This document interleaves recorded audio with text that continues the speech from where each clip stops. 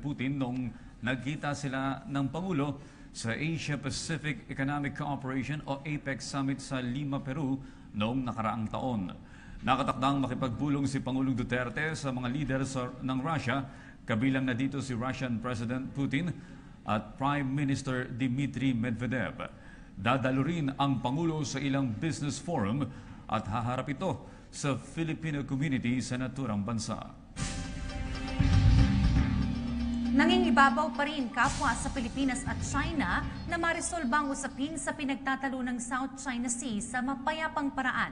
Ito ang pagtiyak ng Malacanang sa harap ng bantang gyera ng China sakaling ipilit ng Pilipinas ang pag-angkin sa pinagtatalo ng teritoryo. Ayon kay Presidential Spokesman Undersecretary Ernesto Abella, malinaw na aniyang naipahatid ng Pangulong Duterte ang posisyon ng bansa na hindi nito isusuko ang karapatan sa South China Sea. Pero sa kabila nito, ayon kay Abella, ay nananatiling nakatuon ng Pilipinas na mapanatili ang magandang relasyon nito sa China at mapag-usapan ang issue sa maayos at kalmadong pamamaraan. Dagdag pa niya, isa na rito ang pakikisa ng Pilipinas sa bilateral consultation mechanism na siyang venue para masolusyonan ang anumang hindi pagkakaunawaan hinggil sa South China Sea. Sa harap nito, itiniyak din ng palasyo na prioridad ng Pangulo ang kapakanan ng bansa at mga Pilipino sa kabuuan. Umani ng iba't ibang reaksyon mula sa mga senador ang bantang umanong gera ng China hinggil sa issue ng West Philippine Sea. Si Joy Gumatay para sa detalye. Umalma ang ilang senador sa di umano'y bantang gyera ng China laban sa Pilipinas matapos ang naganap na bilateral consultative mechanism patungkol sa pinag-aagawang teritoryo. Suportado ni Senador Panfilo Lacson ang suwestyon ni Senior Associate Justice Antonio Carpio na ilapit sa United Nations ang naturang issue sa paghahain ng isang diplomatic protest. Ayon sa mambabatas, nakakaalarma ang posibilidad na ito, gayong malinaw naman sa arbitral ruling na pasok sa Philippine Economic Zone ang mayamang West Philippine Sea, partikular ang Recto Bank na balaksan ang pagkunan ng langis ng pamahalaan. Well, Justice Carpio is right, no? Na dapat i-bring up ito sa attention ng United Nations. After all, China is a member pa nga siya ng Security Council. Diba? Friendship should be based on goodwill. No? Hindi pwedeng yung magkakaibigan nagte-threaten. Diba? Sa kasagsagan ng usapin, kinuwestiyon naman ni Senador Bam Aquino ang patuloy na pakikipagdialogo ng Pilipinas sa China, lalo na ang pagtanggap nito ng foreign loans and investments na aabot na sa higit kumulang $24 billion, habang ang aid ng European Union na aabot sana sa higit kumulang $280 million ay tahasang tinanggihan ng pamahalaan. Dapat klaro tayo sa posisyon natin pagdating sa ating sovereignty, sa ating teritoryo, at yung pakikitungo natin sa ibang mga bansa din. Dapat clear tayo and transparent sa ating mga kababayan. Samantala, binigyang diin naman ng dating senador, ngayon ay Foreign Affairs Secretary Alan Peter Cayetano, na walang dapat ipangamba sa usaping ito. Bagamat hindi otorisado ang kalihim na magbigay ng spesipikong detalye patungkol sa naganap na dialogo sa gitna ni Pangulong Rodrigo Duterte at Chinese President Xi Jinping, nilinaw niya na ang pagtataguyod ng tiwala at respeto ang nagsilbing pundasyon ng bilateral consultative mechanism patungkol sa pinag-aagawang teritoryo. You have to look at the context. The context was about conflict resolution. So the context was not threatening each other that will go to war. The context is how do we stabilize the region and how do we prevent conflict. Tiniyak naman ni Secretary Cayetano na prioridad ng administrasyon na protektahan ang bawat sulok ng ating teritoryo at panatiliin ang pambansang seguridad sa paraang naaayon sa sitwasyon ng Pilipinas at China. Pinalitan na ni Pangulong Rodrigo Duterte ang pangalan na Benham Rice sa Philippine Rice. Sa Executive Order No. 25, inatasan ng DFA na ipaalam sa lahat ng kinauukulang international organization at transaksyon sa pamahalaan ang bagong pangalan.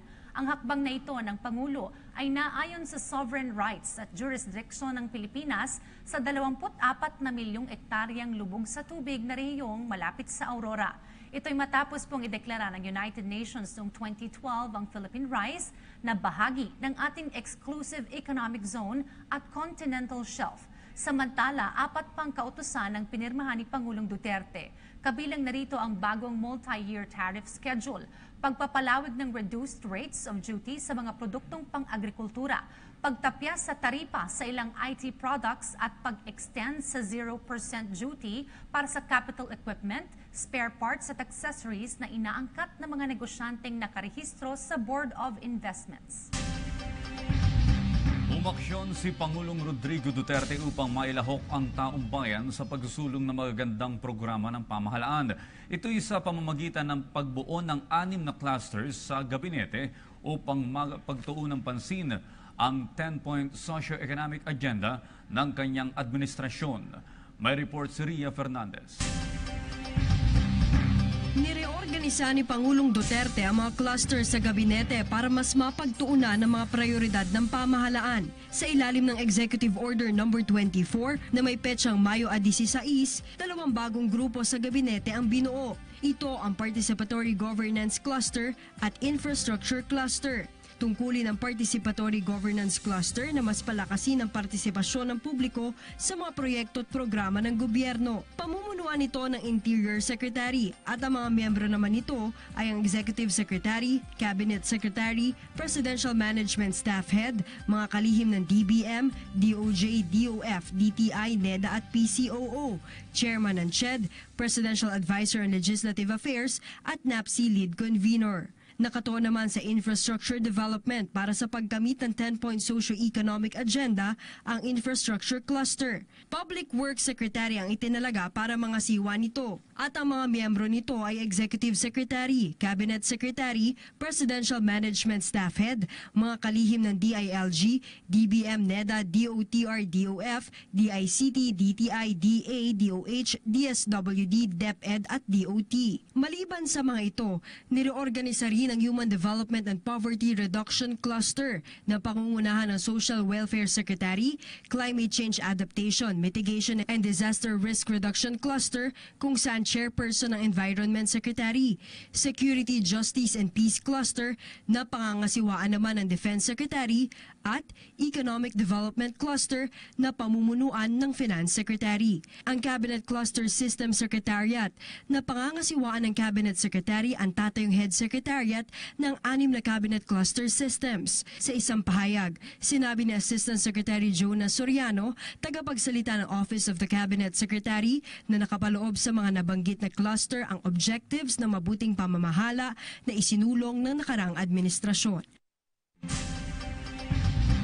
Umapela si Senador Laila De Lima kay Senate President Coco Pimentel na payagan siyang magawa ang kanyang tungkulin bilang senadora kahit nasa loob ng piitan.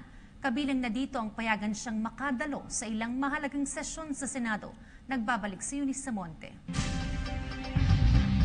Pasado 10 ng umaga, tumating sa Campo Crame ang tinaguriang Magnificent Seven ng Kongreso. Ito ay upang bisitahin at kamustahin si Senadora Laila De Lima sa kanyang piitan sa PNP Custodial Center. Ang mga mambabatas ay kinabibilangan ni Albay Representative Edsel Lagman, Caloocan Representative Edgar Erice, Capiz Representative Emmanuel Billones, Akbayan Representative Tomasito Villarin, Northern Samar Representative Raul Daza at Magdalo Representative Gary Alejano. Bukod sa nangangayayat na aniya ang senadora, ayon kay Representative Erice, kabilang sa mga natalakay sa loob ng piitan ay ang lagay ng kalusugan ng senadora, mga kahilingan nito at ang issue sa West Philippine Sea. Kung napapayagan na atin ng birthday, napapayagan na umattend ng mga important family occasions, pwede rin occasionally, huwag lang yung araw-araw na pagdalo sa session. Siguro may mga voting na importante, may mga issues na pag-usapan,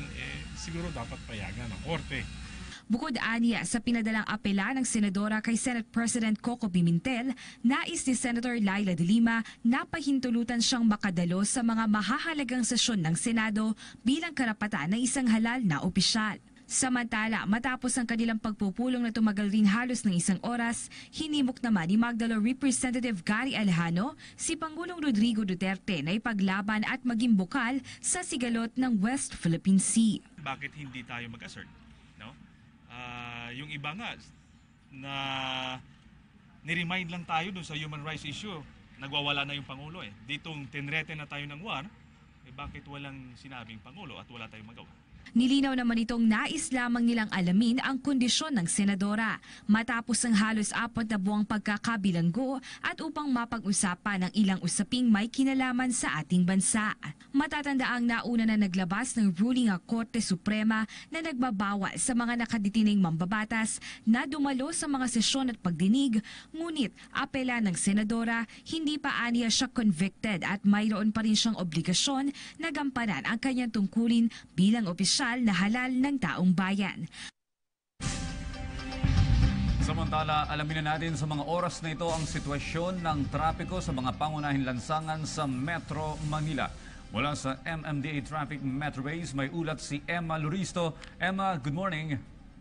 Yes, good morning din po at sa ating ding mga taga-subaybay. Sa mga oras na to, ang sitwasyon ng traffic dito sa bahagi po ng EDSA southbound lane, may mararanasan na pong pagbagal yan magmula dito sa may New York, Cubao at itong Kamuning Service Road na patungo po ng direksyon ng Ortigas Flyover na pagawi dito sa may bahagi po ng ADV at Ortigas Center.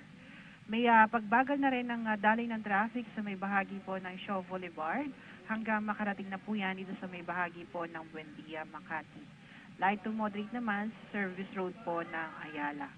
Ang kabilang panig po ng EDSA may mararanasang traffic build-up magmula FB Harrison yan, patungo po ng tramo Pasay. At may pagbagal din itong paakyat ng flyover ng Magallanes hanggang makarating po yan ng Pasay Road, Makati. Sa may bahagi po ng Guadalupe, moderate traffic po yan hanggang makarating sa may bahagi po ng Shaw Boulevard at Julia Vargas. Dito sa may bandang Camp Aguinaldo, bahagyang pagbagal ang mararanasan hanggang makasapit po yan ng Santolan Service. Sa madadaan po ng C5, asahang may pagbagal na itong pagbaba ng flyover ng Libis. Patungo po yan na Eastwood at Calle Industria. Bahagya may pagbagal din ang sitwasyon. Paakyat itong area ng Ortigas Flyover at dyan banda sa may Tendencitas. Patungo nitong Julia Vargas at Lanusa. At moderate to heavy naman pagsapit dito sa may bahagi po ng Bagong Ilog Pasig hanggang makarating po yan ng Fort Bonifacio Global City. At yan ang latest traffic update mula dito sa MMDA Metro Base. Ito po sa Emma Rose Loristo. Maraming salamat, Emma. Abangan sa mga balita, Simbahang Katoliko umalma sa pagbabawal ng Land Transportation Franchising and Regulatory Board sa pagsasabit ng rosaryo sa mga sasakyan. Ang detalye dito lamang sa Daily Info.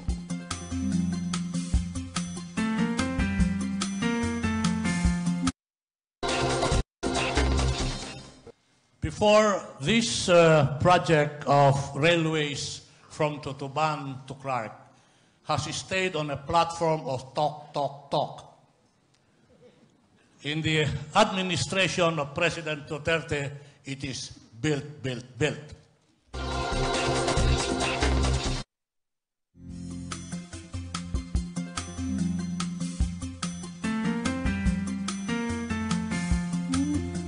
Diwang ng Department of Social Welfare and Development o DSWD ang graduation day na mahigit 100 pasyente na nagsipagtapos sa Ifugao Reflection Camp.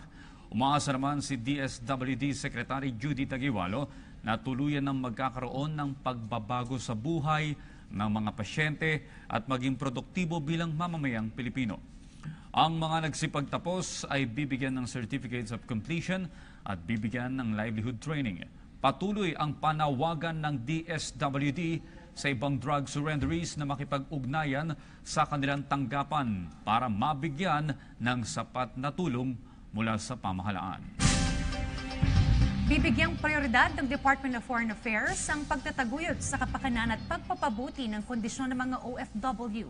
Kabilang na po rito ang pagpapabilis ng passport processing system. May ulat si Joy Gumatay.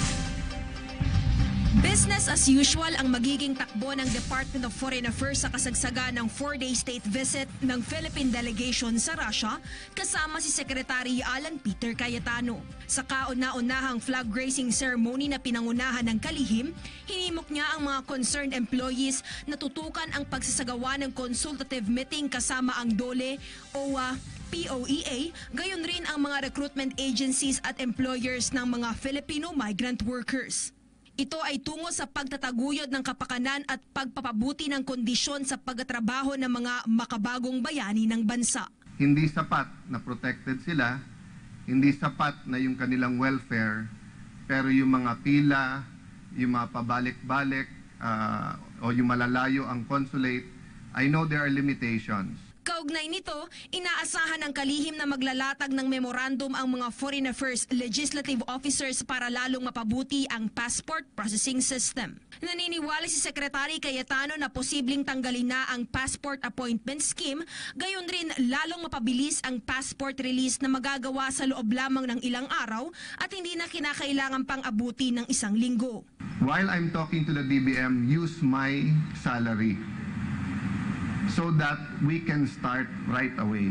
Bago tuluyang iwan ng Kongreso, maaalalang naghain si Secretary Cayetano ng panukalang batas na naglalayong magtayo ng isang kagawaran ng mga Filipino migrant workers, ang Department of Foreign Employment, para mas mapalawig ang suporta ng pamahalaan, lalo na sa mga distressed OFWs sa Middle East.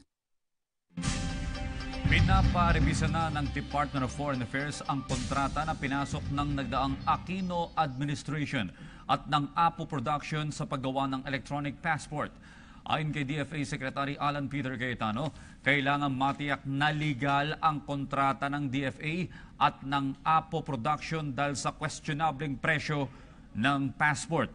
Lumabas sa pagsusuri ni Cayetano na kumikita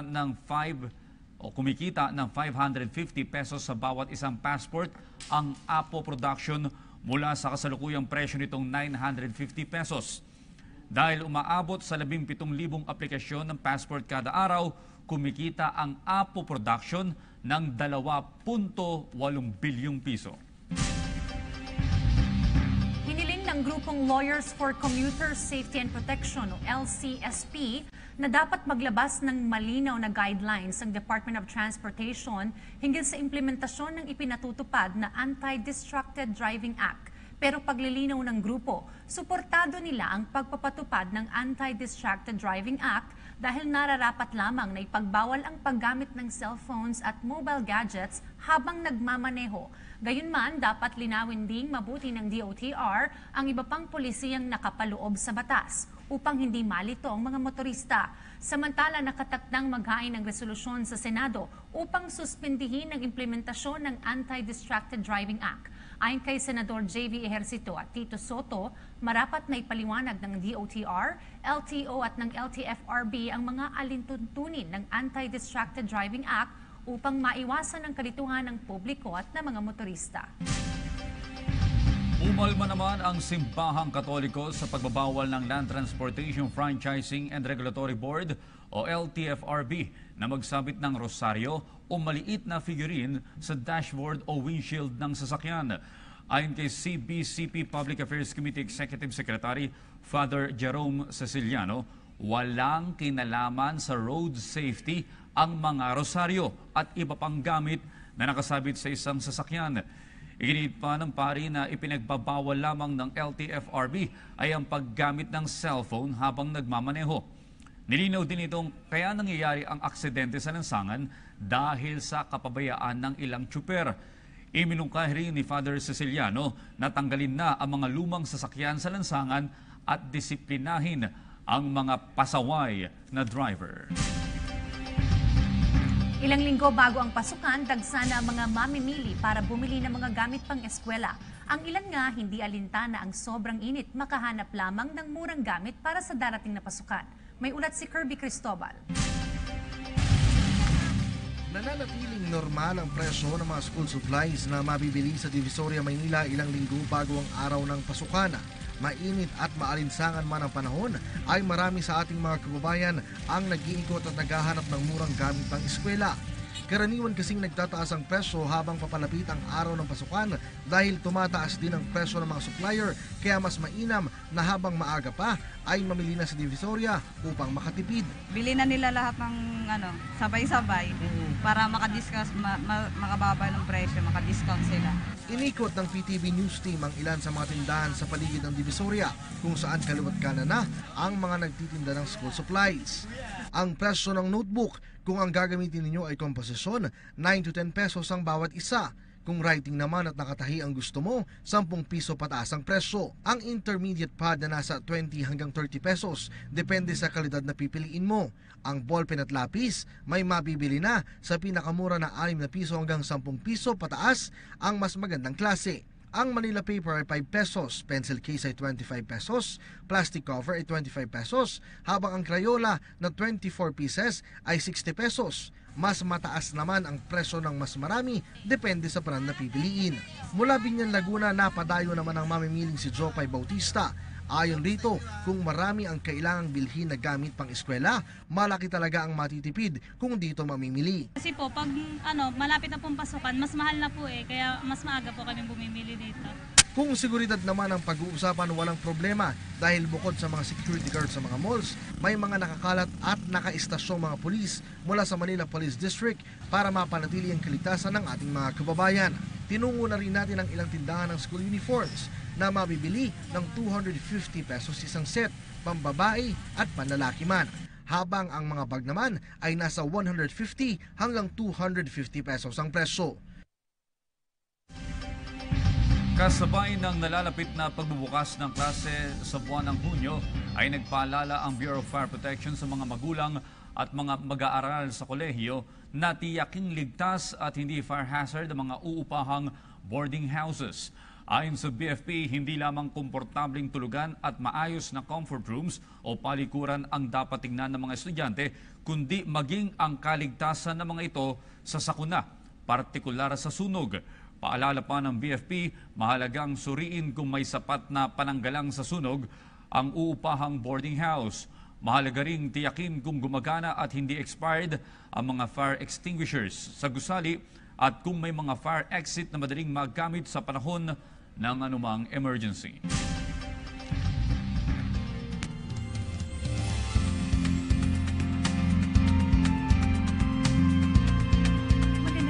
Para sa PTV Info Weather, update naman tayo sa lagay ng panahon para sa mga oras na ito.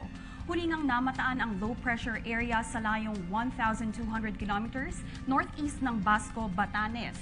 Patuloy namang nakakaapekto pa rin ang frontal system. Ito nga ay ang isang uri ng wind convergence sa bahagian dito sa may banda ng Northern Luzon. Nasa transition stage pa lang tayo ng rainy season at ayon nga sa Pag-asa, mag-uumpisa ang onset ng panahon ng tag-ulan sa susunod na buwan o unang linggo ng Hunyo.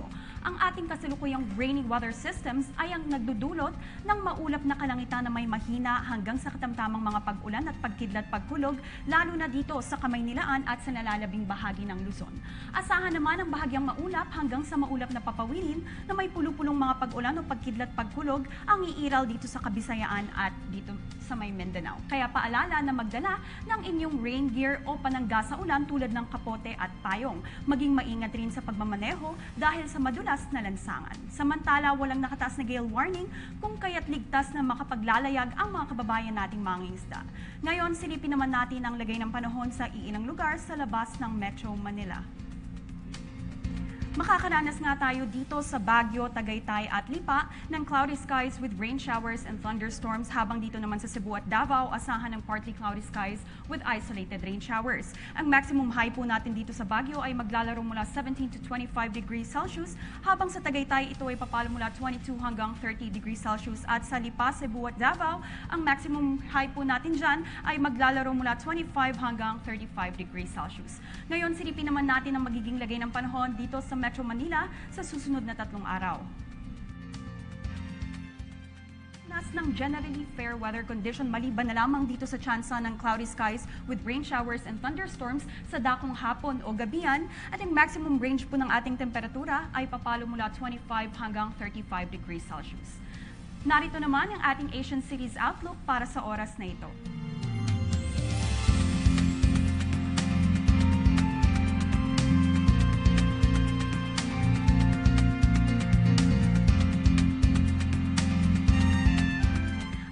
Latest mula sa PTV Info Weather, ako si Trixie Jafar, back to studio ng Daily Info.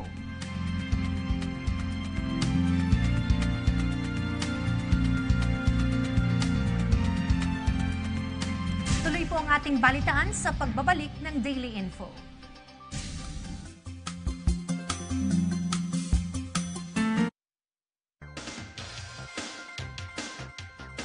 GSIS benefits and programs pag-uusapan natin sa GSIS Members Hour.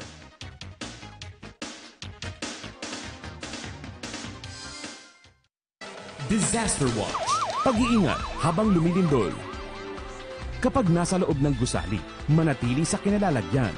Huwag piliting lumabas. Magtago sa ilalim ng matibay na gamit. Lumayo sa mga salamin at bintana.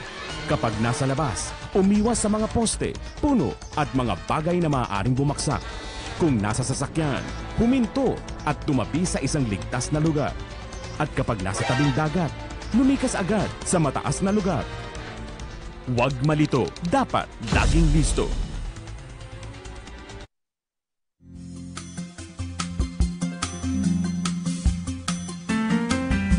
Mahigit 3,000 abogado ang nanumpa po kahapon. Ilan sa kanila ay kinuwento ang mga pinagdaanan bago maging ganap na abogado. Narito po ang ulat. Maagang nag-abang sa labas ng arena sa Pasay City ang 2016 bar passers para sa kanilang oath-taking ceremonies.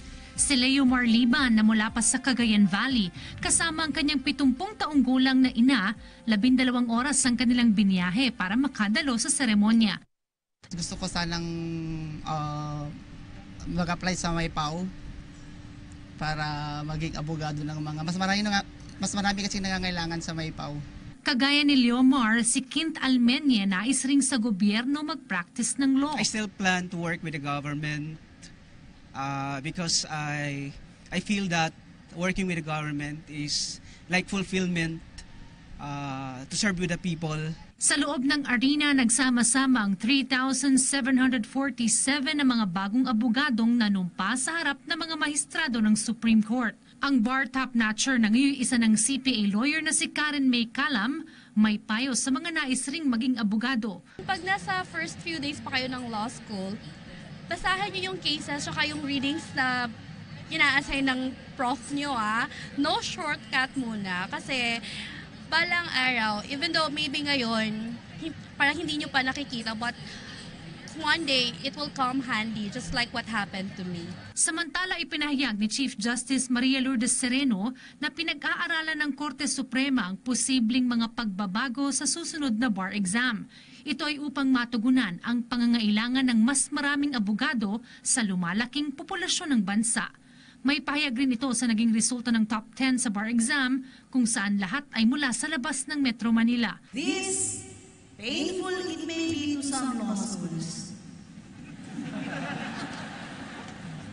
could be the necessary window of opportunity that we must seize to talk about whether we can direct more and better legal services to areas outside Metro Manila and other major urban areas. Hinikayat ng punong mahistrado mga bagong abogado na nakatira sa labas ng Maynila na mag-practice ng abogasya sa kanilang mga lugar. Samantala matapos ang oath-taking, ang mga nakapasay nakatakda namang lumagda sa Roll of Attorneys sa Korte Suprema. Lusot na sa ikatlo at huling pagbasa ng Kamara ang panukalang magsusulong sa libreng matrikula para sa mga state universities and colleges at maging sa mga technical vocational schools na pinatatakbo ng pamahalaan. 221 mamabatas ang bumotong pabor na may pasa ang House Bill No. 5633 o ang Universal Access to Tertiary Education Act. Layon ng nasabing panukala na palakasin ang Unified Student Financial Assistance System o UNIFAS para sa tertiary education na nais sa batas noong 16th Congress. Sa ilalim ng panukala ay ipagbabawal ang pangongolekta ng matrikula at iba pang bayarin sa kwalipikadong estudyante ng mga SUCs at mga technical vocational schools. Bukod dito, magkakaroon din ng student loan program for tertiary education kung saan maring makautang ang estudyante para pambili ng libro at iba pang gamit pang eskwela. Kasabay nito, nakatakda na ring sumalang sa third and final reading ang bersyon ng Senado sa naturang panukala. Abiso po sa ating mga motorista, nagtaas ng presyo sa produktong petrolyo ang ilang kumpanya ng langis ngayong araw. Alas 12:01 kanina, ipinatupad ng kumpanyang Flying V ang dagdag singil na 65 sentimo sa kada litro ng gasolina, habang 60 sentimo sa kada litro ng diesel at 70 sentimo naman sa kada litro ng kerosene. Alas 6 naman ngayong umaga ay pinatupad ng mga kumpanyang Shell, Petron, Eastern Petroleum, Sea Oil at Phoenix ang kaparehong dagdag singil sa gasolina at diesel.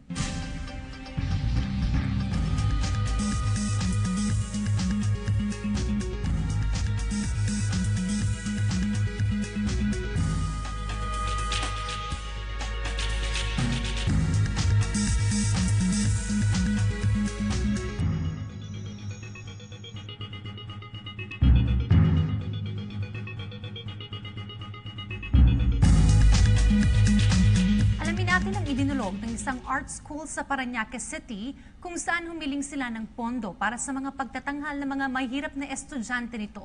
Tumugon naman ang lokal na pamahalaan ng Parañaque City. Narito po ang ulat.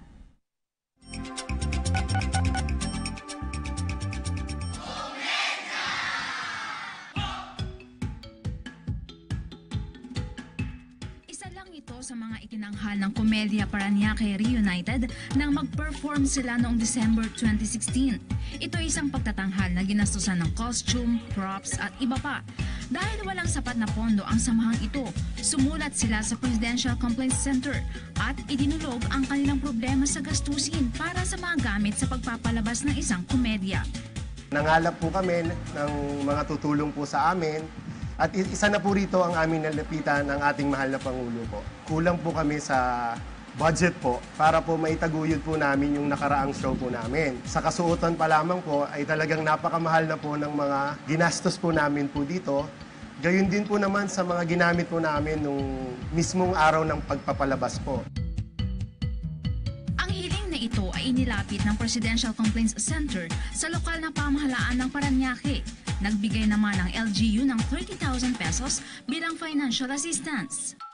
Nag-assist naman po ang city po sa kanila doon po sa ating pong activity na nangyari. May kalakihan ng budget ng konti. Nagsabi ko sa kanila, pagtutulong-tulungan natin po yan.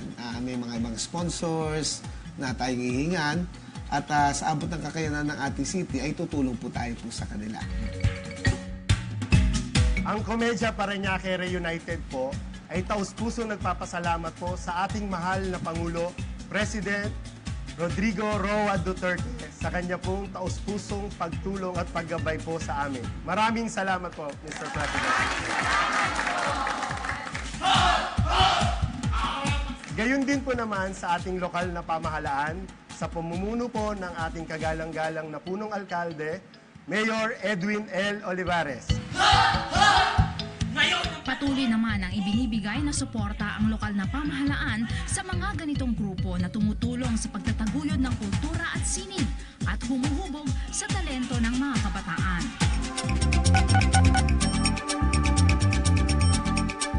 Bayan po nating may problema at reklamo sa serbisyo ng gobyerno, tumawag lang sa 8888 hotline o dumulog sa Presidential Complaints Center para sa matapang na aksyon at may malasakit na solusyon. Ngayong umaga sa Daily Info, Pangulong Rodrigo Duterte dumating na sa bansang Russia kanina madaling araw para sa 5-day official visit doon. Pagresolba sa mapayapang paraan sa usapin ng pinag-aagawang teritoryo sa South China Sea, tiniyak ng Palasyo ng Malacanang. Executive Order No. 215 para sa pagpapalit ng pangalan ng Benham Rice sa Philippine Rice, inilabas na ng Palasyo ng Malacanang. Libreng pag-aaral sa technical vocational schools at state universities and colleges, lusot na